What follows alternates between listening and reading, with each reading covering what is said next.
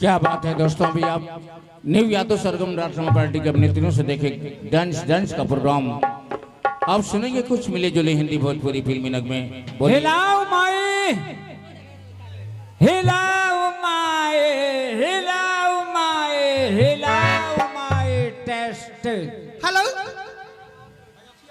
हुस्न वो बेकार हैं जो कोई चाहने वाला ना हो, मर्द वो बेकार हैं जो काम करने वाला ना हो, रास्ता वो बेकार हैं जिसमें गर्दाना, पान वो बेकार हैं जिसमें जर्दाना, औरत वो बेकार हैं जिनके सर पर पर्दा ना हो। हेलो।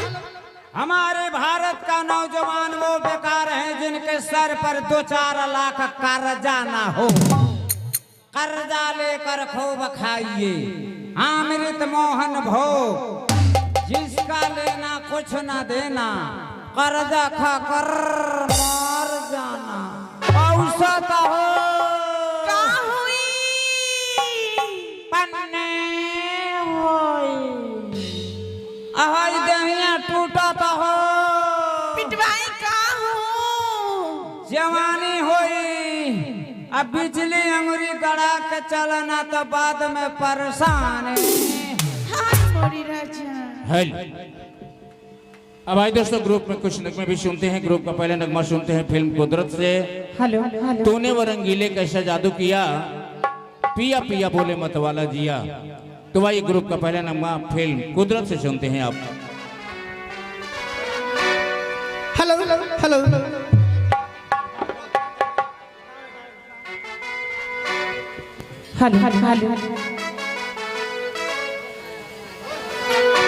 तूने रंगीले के सजा किया, और आगे से, हाँ, ऊपर से और ऊपर से।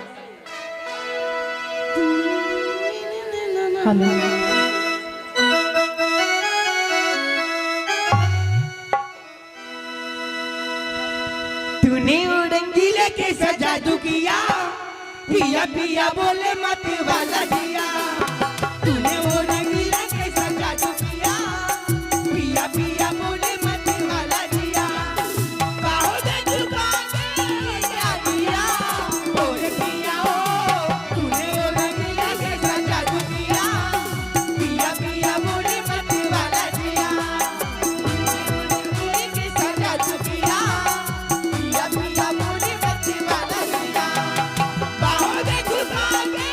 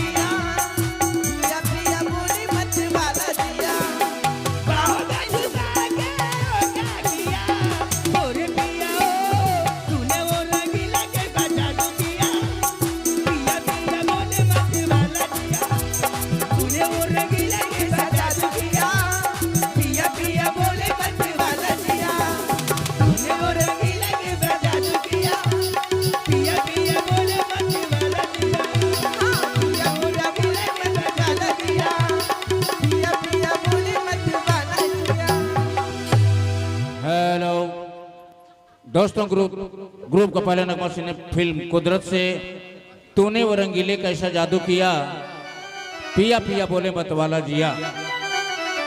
अब आइए ग्रुप का दूसरा नगमा